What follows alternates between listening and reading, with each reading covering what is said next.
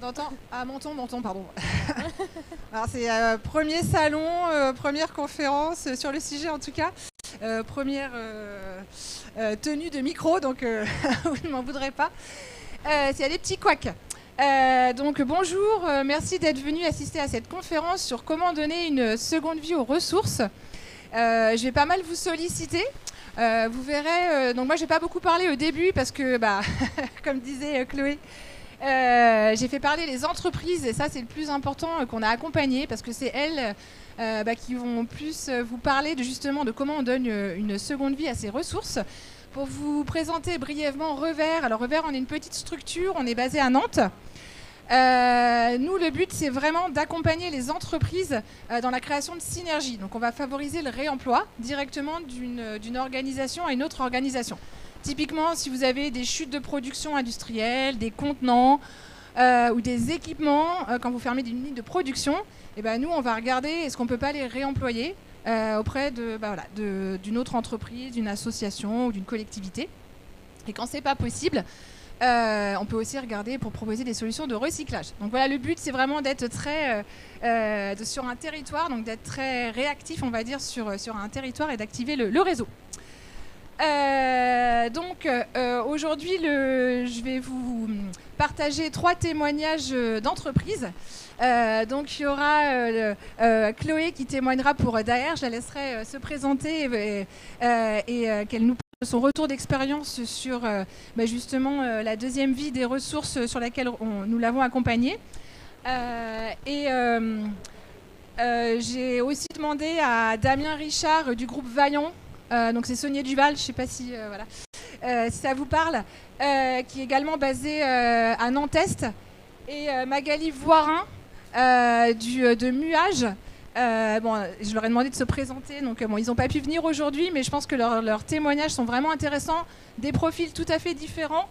Donc Sonia Duval plutôt industrielle, on va plutôt parler d'équipement. Avec Magali, on va plutôt parler de chute de production et d'artisanat. Et avec Chloé, on va plutôt aller aussi parler de chute de production, mais on va plutôt être de l'industrie. Donc 3 cas différents. Entre chaque cas, je ferai une petite pause et puis on pourra justement, n'hésitez pas à poser des questions ou si il y a des choses qui ne sont pas très claires. Ça vous va? Ouais. Alors, hop, on va donc commencer par Sonia Duval et Magali de Muage. Alors j'espère que ça va marcher, c'est la même chose, c'est la première fois que je montais une vidéo. Tada. Bonjour, je suis Damien Richard, je travaille pour Sonia Duval, concepteur et fabricant de pompes à chaleur et de chaudières. Et donc je suis responsable RSE basé sur le site de fabrication à Nantes. Notre gamme produit évolue en fonction des demandes marché et des réglementations. Donc dans ce cadre-là, nous avons mis fin à un produit qui était devenu obsolète. Donc fort heureusement, à chaque fois qu'on arrête un produit, on ne démantèle pas toute une ligne, mais là en l'occurrence on n'avait plus besoin de ce matériel qui était obsolète et qu'on ne pouvait pas réutiliser dans le cadre des nouveaux produits. Donc on s'est retrouvé avec des équipements et des matériaux issus de cette ligne. Donc par exemple des balances industrielles, des chariots, des préhenseurs, des transpalettes, et puis en termes de composants, des visseries, des isolants.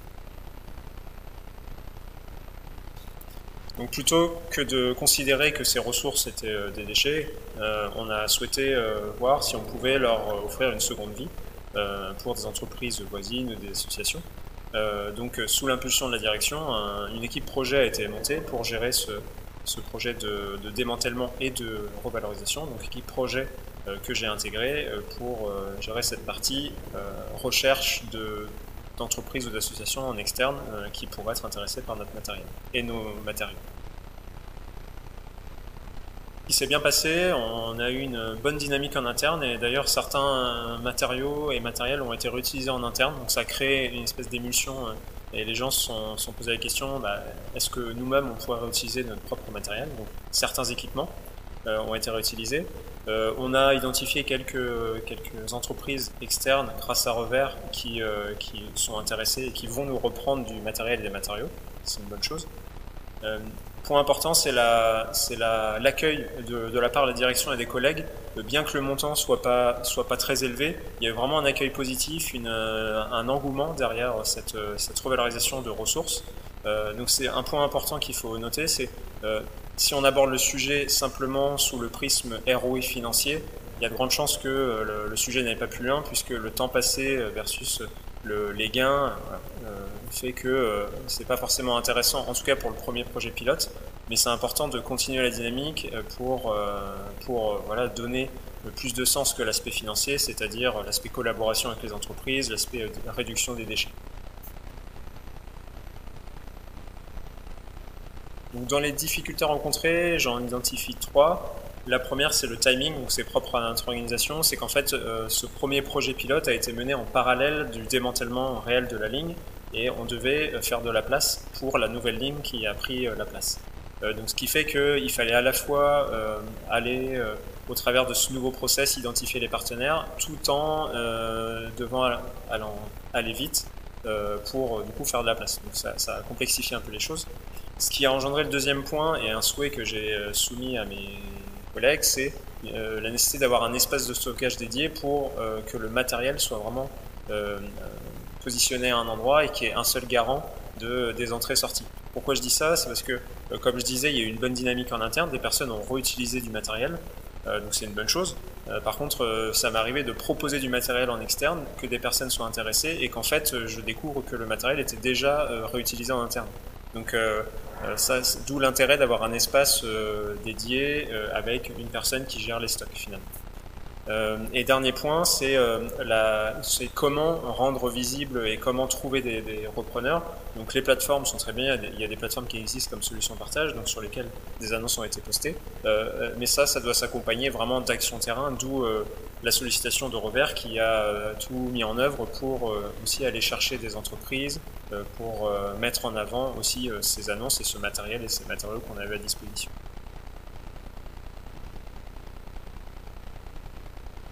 Donc si j'avais un super pouvoir, pour répondre à cette question, je partage un constat que je me suis fait dans le cadre de cet exercice.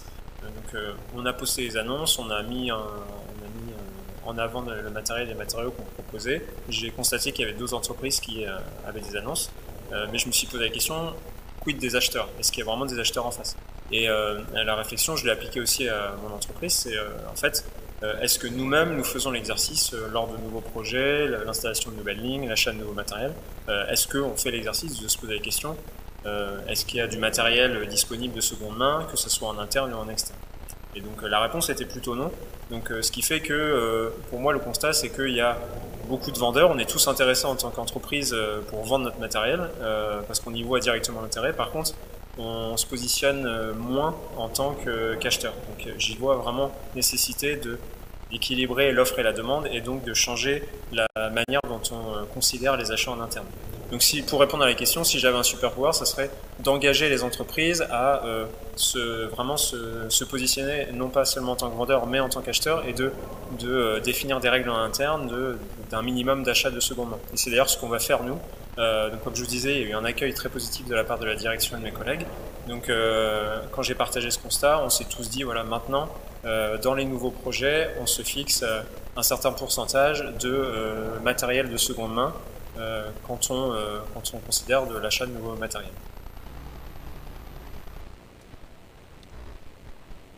Bon, donc, je ne sais pas ce que vous avez pensé de ce premier témoignage, si ça évoque quelque chose chez vous. Je peux peut-être prendre ton micro, Chloé.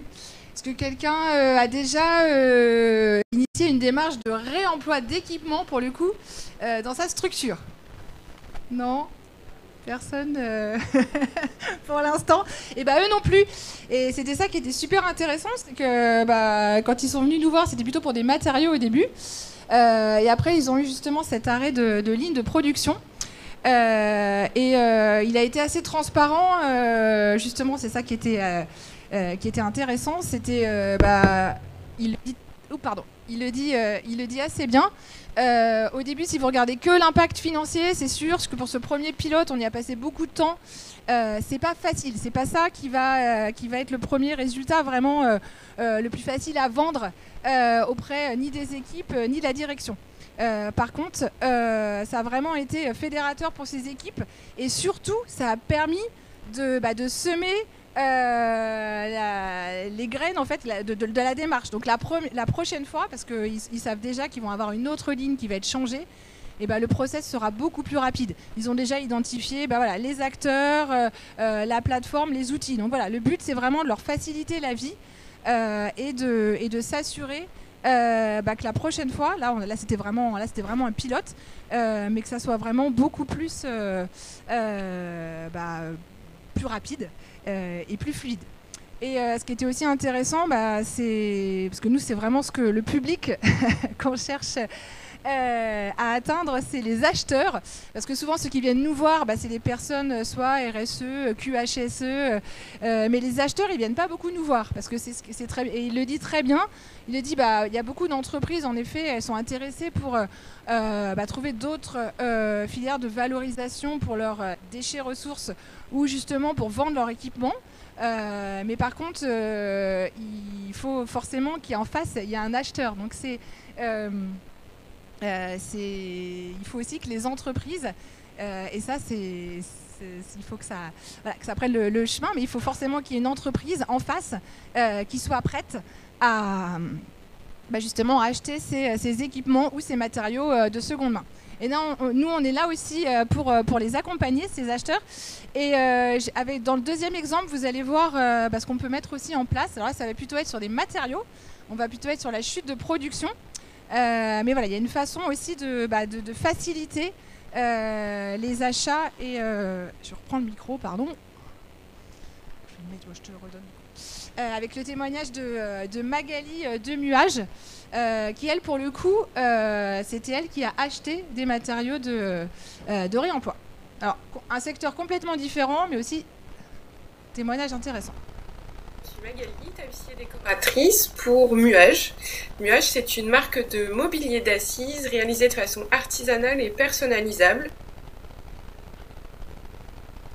Nous avons travaillé en collaboration avec un designer qui s'appelle Amaury Poudré et qui nous a poussé à travailler des matières recyclées et réemployées. Donc nous avons travaillé sur un projet qui s'appelle Gildo, c'est une chaise outdoor qui est réalisée en bois réemployé, donc avec du cipeau que Vincent, mon collègue ébéniste, récupère quand il reçoit ses morceaux de bois. Et Émilie nous a proposé une bâche qui vient d'une entreprise qui fait de l'impression en communication. Et c'est comme ça que nous avons réalisé l'assise et le dossier en tissu réemployé. Quand je travaille un tissu, je vérifie toujours qu'il soit adapté à l'usage pour lequel je l'utilise. Et pour cela, je mets beaucoup des tests Martindale. C'est des tests de résistance qui sont réalisés au FCBA. Et c'est un peu comme dans la pub Samsung où ils mettent un marteau sur l'écran pour vérifier que quand le téléphone tombe 50 000 fois, l'écran ne se casse pas. Et bien au FCBA, c'est la même chose. C'est une tête abrasive qui vient frotter pendant plusieurs cercles, plusieurs tours, jusqu'à ce que le tissu craque. Et là, on va déterminer pour quel usage et pour quelle résistance il va avoir. Donc avec Émilie, je lui ai demandé de faire des tests Martindale au FCBA pour tester un certain type de bâche. Et il s'est révélé que cette bâche correspondait à 100 000 tours Martindale, c'est-à-dire qu'elle a une très très forte résistance à l'abrasion et à l'usage. Pour ce qui concerne la seconde vie d'un fauteuil, eh bien, c'est un peu le rôle du tapissier. Le tapissier est là pour restaurer des meubles, pour leur donner une seconde, une troisième, une quatrième vie. Les tapissiers parfois restaurent des fauteuils qui datent du XVIIIe siècle et ils sont toujours présents parce que le bois, ça traverse les générations. Donc nous, on est là pour changer tout ce qui est confort, textile, tout ce qui ne résiste pas. Et donc avec Muage, nous, on a pensé notre design dès le départ comme une éco-conception, c'est-à-dire que nos meubles sont transformables tout au long de leur vie. Et dans l'idée, les meubles sont faits pour traverser les générations, pour traverser les siècles, s'ils sont bien conservés. Eh bien, si j'avais une baguette magique, j'essaierais de déconstruire l'imaginaire des consommateurs. Parce que quand on a présenté Gildo dans sa version 100% réemployée, Les retours qu'on a eus, c'est « Ah oui, mais pourquoi elle a un éco-score A par éco-impact ?» Eh bien parce qu'elle est faite avec un maximum de matériaux réemployés qui viennent vraiment de Nantes. Nous, notre atelier, il est à la Beaujoire à Nantes. La bâche, elle vient de Carquefou, c'est ça. Et notre bois réemployé vient de l'atelier de bois qui est juste à côté. Donc en fait, en termes de localité, on est vraiment tout proche et on utilise des matériaux réemployés. Donc ça, les consommateurs ont du mal à comprendre. Il faut bien leur expliquer. Et surtout, c'est blanc, une bâche. Donc ça va salir, ça peut pas se nettoyer, mais en fait c'est du polyester, donc ça se nettoie très bien. Et les consommateurs ont des peurs qu'il faut réussir à déconstruire, et ça prend du temps, et c'est compliqué. Donc si j'avais un coup de baguette magique, ce serait ça.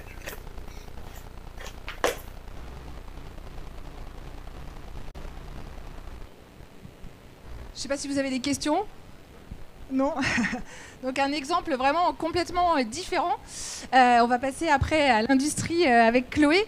Là, en fait, ce qui était intéressant, elle a pas mal insisté sur les fameux tests de Martindale. Bon, alors je sais pas si vous en aviez déjà entendu parler. Là, ce qui était vraiment intéressant, c'est qu'on est parti d'une bâche. Donc, vous voyez les bâches qui vont servir à faire des cakes ou de la communication sur des grandes façades. Bien sûr, vous ne vous asseyez pas sur ces supports de communication. Normalement, enfin, ils sont pas faits pour. Le but de la seconde vie, là, c'était vraiment de lui trouver une alternative.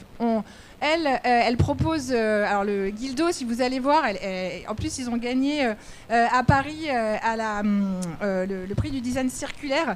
Donc c'est quand même c'est un beau projet. Bon, il y a beaucoup de sens dedans, mais le but c'était vraiment de substituer donc un tissu qui était vierge avec un matériau qui normalement est enfoui. Donc là, on ne reproduit pas de la ressource, on utilise une ressource de réemploi. Mais une ressource de réemploi, alors ça, on va en parler pas mal avec Chloé après, pour passer d'un secteur à un autre, c'est pas si facile que ça. Parce qu'en effet, on ne s'assoit pas sur la bâche publicitaire, par contre, sur une chaise, on s'assoit dessus. Et le but, c'était vraiment d'arriver au même niveau de qualité qu'une chaise faite avec des matériaux faits pour faire une chaise. Donc c'est pour ça qu'on a accompagné Muage avec les tests notamment de Martindale et d'autres tests spécifiques pour l'environnement. La chaise, c'est une vraie chaise. Et ça c'était vraiment important pour qualifier en fait ce type de produit. Donc maintenant, merci beaucoup Chloé de venir ici. Je sais pas. Bonjour tout le monde. Donc peut-être que tu peux te présenter. Oui. N'hésitez pas à m'interrompre, à me poser n'importe quelle question si c'est pas clair, etc. Chloé Philippon, je travaille pour l'entreprise Daher. Je suis chef de projet innovation au département Open Innovation du groupe, donc plutôt en centrale, transverse groupe, donc sur l'ensemble des métiers. Daher, peut-être en quelques mots, pour ceux qui ne connaissent pas, c'est une entreprise familiale qui a 161 ans cette année. On se base nos activités sur 4 cœurs de métier. Le premier, c'est avionneur. Donc, on fabrique 2 avions, un en France, un aux États-Unis, qu'on revend à des pilotes privés qui sont des hommes d'affaires riches, tout simplement. Donc, je vous laisse imaginer déjà l'empreinte carbone. Second métier, c'est tout ce qui est équipementier aéronautique, donc plutôt la partie industrie. On fait des pièces d'avion pour nos clients, pas que, mais entre autres.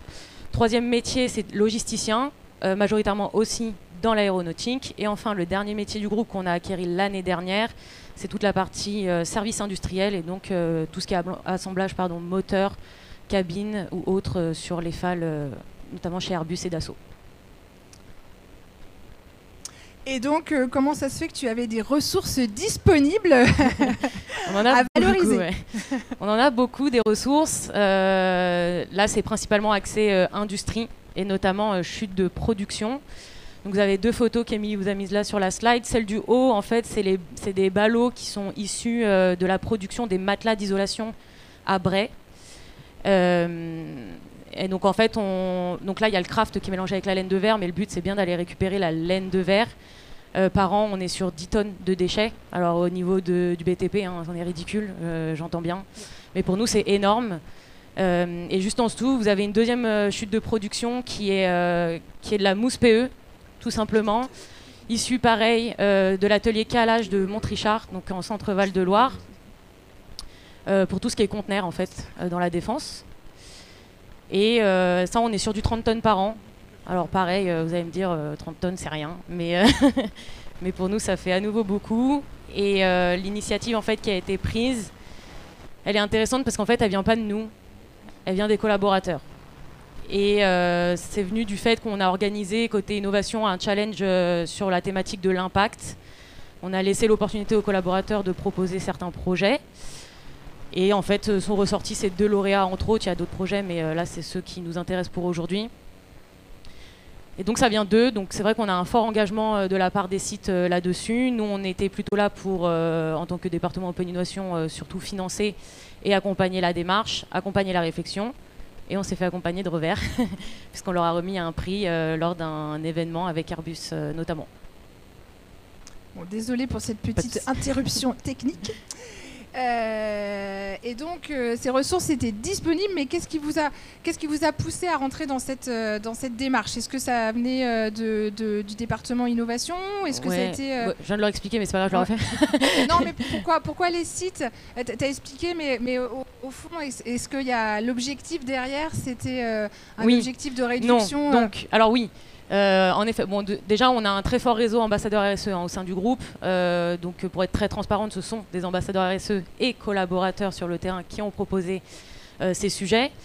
Il n'y a pas d'ambition, c'est comme le disait la personne tout à l'heure en témoignage, il n'y a pas d'ambition financière derrière, parce que de toute façon, il n'y a rien à aller chercher là-dessus, en tout cas pour l'instant. Donc la démarche, elle est vraiment plutôt dans le sens de la double matérialité et de la CSRD là, qui est en train de se mettre en place au sein des entreprises, et vraiment de se questionner sur quel est l'impact de Daher en fait, sur son environnement, tout en gardant cette démarche, je vais dire, avec un maillage local. En tout cas, on essaye, parce que c'est pas simple. Mais oui, en effet, il n'y a pas de... L'ambition, c'est vraiment d'aller sur la réduction et générer moins de déchets, même si, en fait, aux yeux du groupe, aujourd'hui, pour le mettre en avant, c'est clairement pas l'aspect financier qui prime. Et ça, autant certains directeurs de sites l'entendent, autant aller expliquer ça au directeur financier du groupe, bon, c'est notre histoire. Merci. Et qu'est-ce qui a bien marché dans cet accompagnement, dans cette démarche? Alors, ce qui a bien marché, premièrement, déjà, c'est l'engagement. Clairement, ils étaient à fond, donc ça, c'est chouette. On n'a pas trop perdu de temps, je trouve, dans la transmission des informations, etc. C'était primordial de se faire accompagner, parce que même si on connaît nos matières, on connaît nos ressources, on n'est clairement pas qualifié ni expert pour nous-mêmes aller chercher la filière. La preuve, ils nous ont détecté une filière chez l'un de nos fournisseurs. Bon, rigolo. Donc ça, c'était primordial de se faire accompagner. Après, ce qui fonctionne bien, c'est à nouveau le fait qu'il y ait vraiment cette vision orientée plutôt RSE, ESG que financière. Et puis après, on s'entend tous bien chez Daher, donc ça, c'est chouette. Les synergies se font bien. Ça facilite. Oui. Et donc, est-ce que vous avez quand même rencontré des obstacles lors de cette recherche de filière? C'est ce que tu évoquais juste avant. C'est vraiment le fait que, en fait, nous, on est vraiment qualifiés aéro. Donc clairement, notre laine de verre, le BTP, n'en veut pas. On fait un appel au BTP pour changer les certifications, s'il vous plaît. Voilà. D'autant plus que cette laine de verre, elle vient des États-Unis parce que c'est l'unique fournisseur qualifié par Airbus. Donc on ne peut pas changer de fournisseur. Et donc en fait, ça demande de faire des qualifications, donc débourser certaines sommes en laboratoire pour ensuite venir la qualifier, obtenir le marquage CE, pour ensuite potentiellement trouver une filière à intégrer et ensuite la faire revaloriser. Donc autre obstacle, la patience qu'il faut avoir. C'est compliqué, je ne vais pas vous mentir, parce que ça coûte cher les tests en labo. Il y a certaines choses qu'il faut savoir entendre, et c'est là où c'est compliqué, c'est quand on nous dit oui, votre laine de verre, elle n'hésite sûrement pas au feu, on se marre, et puis voilà. Parce que ça, je sais pas si vous êtes au courant, mais bon, dans un avion, logiquement, c'est censé résister au feu. J'ai senti tous les yeux quand j'ai annoncé ça, me regarder pas gentiment. Non, mais bon, enfin voilà. Faut savoir accepter en fait qu'il y a des contraintes par secteur, ce qui est pas facile à entendre, parce que ça crée de la frustration forcément. Donc patience est maître mot et voilà. Et sur les mousses, est-ce que tu peux nous en dire un petit peu plus sur les obstacles? Pourquoi? Parce qu'on a quand même pas mal cherché sur les filières de réemploi. Ouais. Est-ce que tu peux nous en dire un petit peu plus? Parce que c'est pas la solution qui pour l'instant semble être choisie par le site. Vous êtes plutôt parti sur une solution de recyclage, donc de valorisation de matière. Est-ce que tu peux nous en dire un peu plus dessus? Oui, alors le directeur du site est très impatient, donc plus vite on trouve quelque chose qui se met en place, plus vite il est content. Parce qu'en fait, ce que vous savez pas, c'est qu'on les enfouit sous terre actuellement aussi. Donc il y a vraiment un gros sujet là-dessus. En fait, comme vous le voyez, déjà, ils ont des formes cheloues. Parce que c'est des conteneurs de la défense, donc je vous laisse imaginer ce qu'on met dans ces conteneurs. Et donc ça, déjà, c'est très difficile de faire réemployer ce type de mousse parce que on est sur des formes complètement incongrues. Et le sujet qui s'est posé, c'est... en fait, nous, on est déjà un atelier, finalement, à Montrichard. Et en fait, cette revalorisation nécessitait de passer par un externe pour redécouper nos mousses, donc faire notre travail, en fait, pour ensuite que ce soit récupéré par quelqu'un d'autre. Et ça, le directeur du site, il a dit... non, hein. C'est déjà notre métier, mais on n'a pas envie de l'incorporer dans nos activités, donc c'est non. Voilà. Donc ça, en fait, il faut aussi prendre en compte le fait qu'il y a des décisionnaires chez nous, les décisionnaires prennent des décisions, puisque c'est dans le mot, et il faut s'y plier aussi. Oui, parce que c'était en fait là pour le coup, autant pour la laine de verre, l'exutoire, c'était pas facile, on n'avait pas trouvé d'exutoire qui puisse vraiment réutiliser. On avait trouvé des filières ou des exemples. Par contre, pour les mousses, on avait bien l'exutoire, donc celui qui était prêt à utiliser, soit en logistique.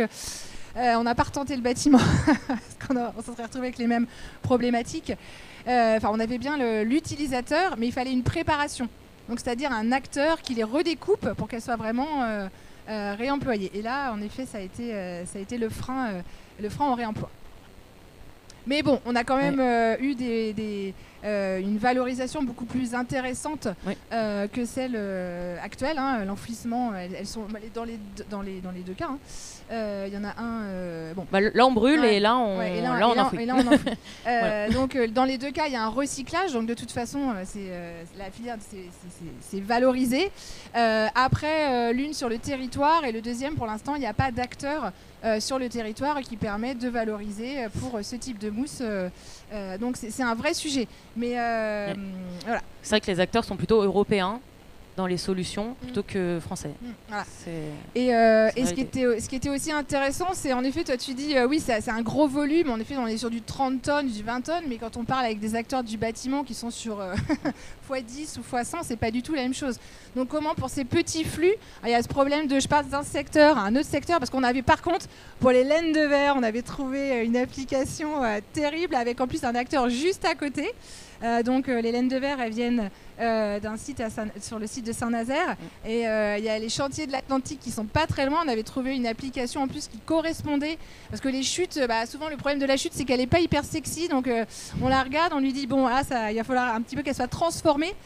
Par contre, ça correspondait bien, justement, elle était sous forme on pouvait l'utiliser sous forme de boue, en fait, dans cette application. Et c'était dans le secteur maritime. Mais malheureusement, encore une fois, la certification fait que ça n'a pas pu passer d'un secteur à un autre. Donc là c'est un petit peu dommage. Tout à fait. Et donc, Chloé, si tu avais une baguette magique, ce serait quoi ? Ce serait qu'il y ait moins de déchets, mais... Oui. Non, ce serait vraiment de faire... Après, je pense que beaucoup ont déjà... Enfin, on le sait, il y a j'en ai conscience, et j'agis du coup. C'est vraiment se dire... Parce qu'on fait... tout le monde va nous dire, oui, est-ce que vous faites vraiment de l'optimisation de vos ressources ? Oui, c'est le cas. Oui, on utilise l'intelligence artificielle. Oui, on utilise de l'optimisation des programmes. Oui, nos ingénieurs réfléchissent déjà bien comme il faut. Donc en soi, malheureusement, c'est aller plus vers plus de sobriété, pardon. Et après, notre milieu, il est ce qu'il est. Il y a beaucoup de challenges. Reste à se poser la vraie question de c'est viable ou pas. Je vous laisse réfléchir. Mais donc, si j'avais une baguette magique, ce serait de vraiment faire prendre conscience aux gens qu'il faut juste ne pas produire de déchets. D'accord, je crois que tu rejoins un petit peu Magali qui voulait faire prendre conscience aux consommateurs, mais la prise de conscience est importante. Eh bien, merci beaucoup. Je ne sais pas si vous avez des questions. Ah.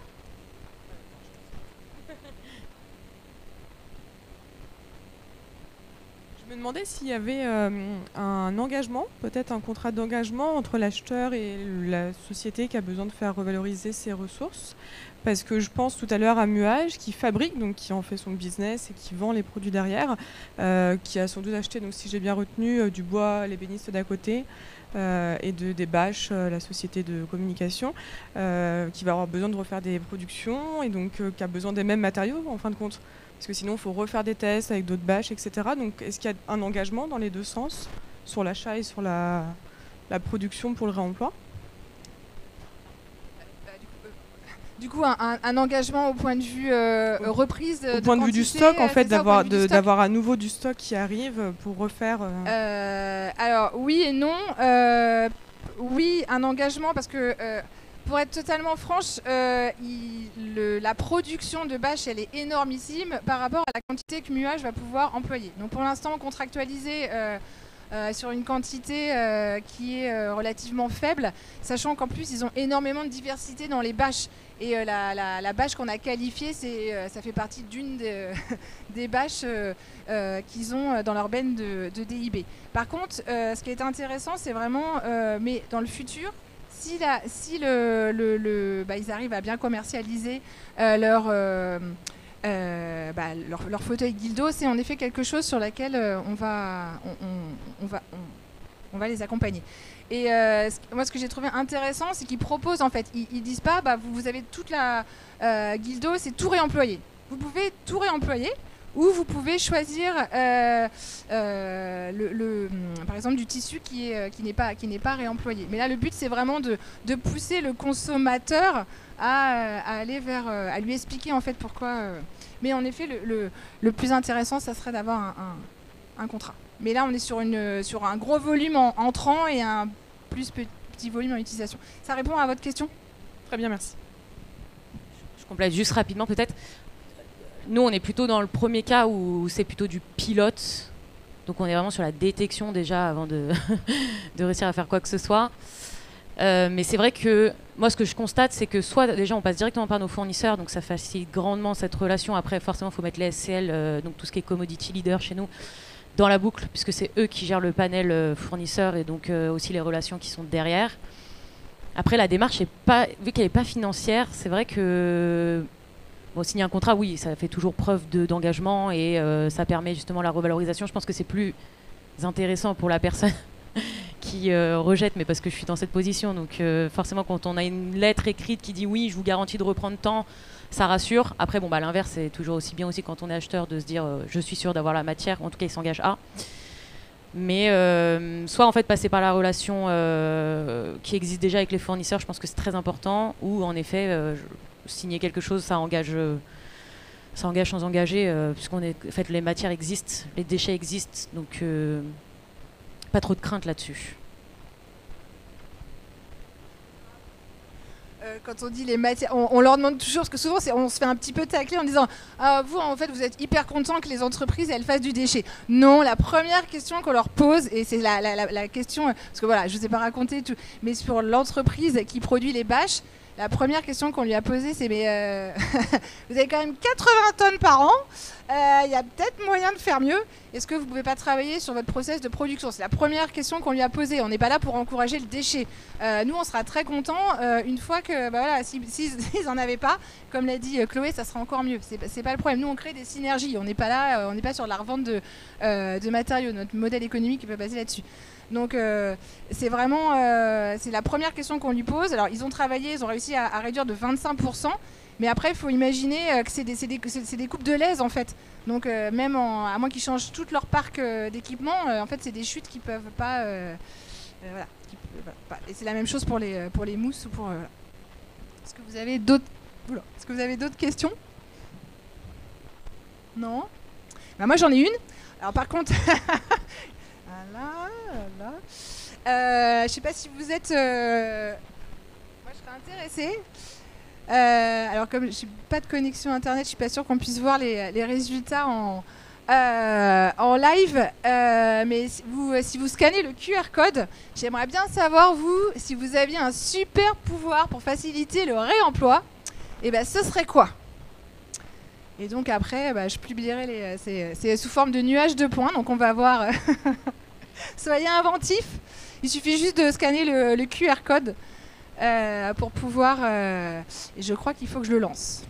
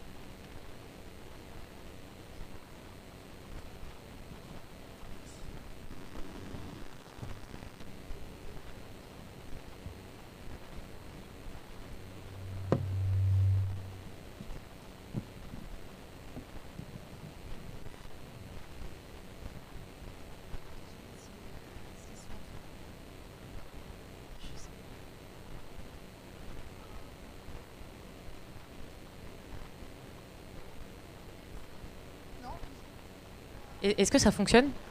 Oui? Ok.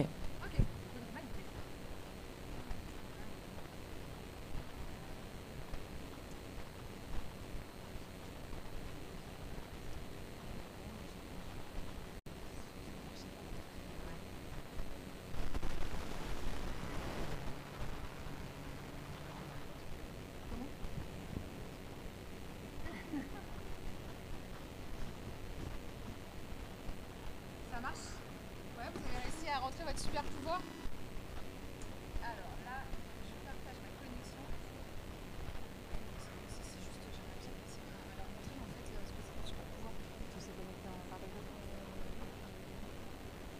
Alors moi je suis consciente de mon. Ouais, c'est bien.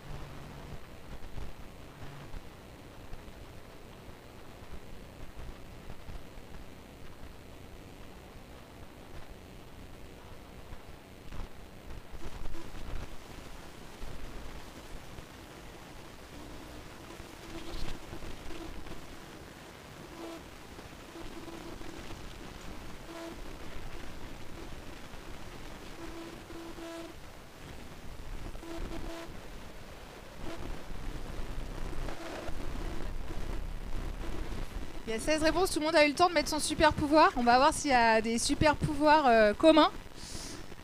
Ah, 17, je vous laisse encore peut-être quelques secondes.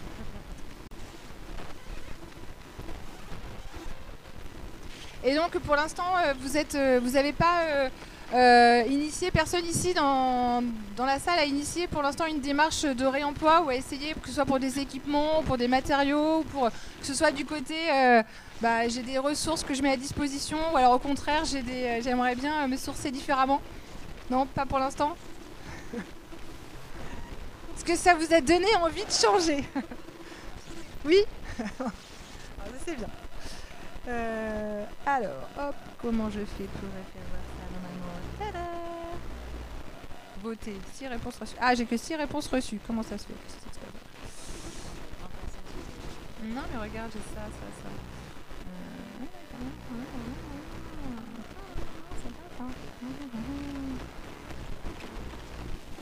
Ah,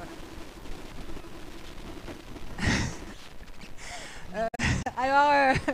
Alors, on a des super pouvoirs au 14e degré. Donc faciliter le regroupement. Apparemment vous avez, je ne sais pas si vous connaissez, vous devez connaître l'outil nuage de mots. Hein. Plus c'est gros, plus ça veut dire que vous avez eu la même idée pour votre super pouvoir. Donc c'est avant greenwashing peut-être. Donc apparemment il y a faciliter le regroupement. Oui, c'est vrai. Souvent sur des petits flux diffus, ça peut être clé. Financière, je ne sais pas s'il était associé à technique. C'est la même couleur, oui. Technique financière. C'est-à-dire, est-ce que vous pouvez...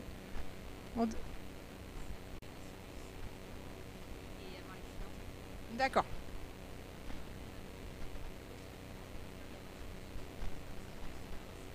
Ah, vous, c'est plus sur la partie fin de vie recyclage, d'accord. Des synergies, la transformation des déchets. Alors, le maître, il doit être avec... je ne sais pas, il a l'air tout seul. Optimiser, recycler. Il y a contrainte et vision. Trouver une vision, peut-être. Je sais pas, c'est bizarre que... peut-être, bon, je sais pas, il y a l'air d'avoir un problème dans le regroupement des mots.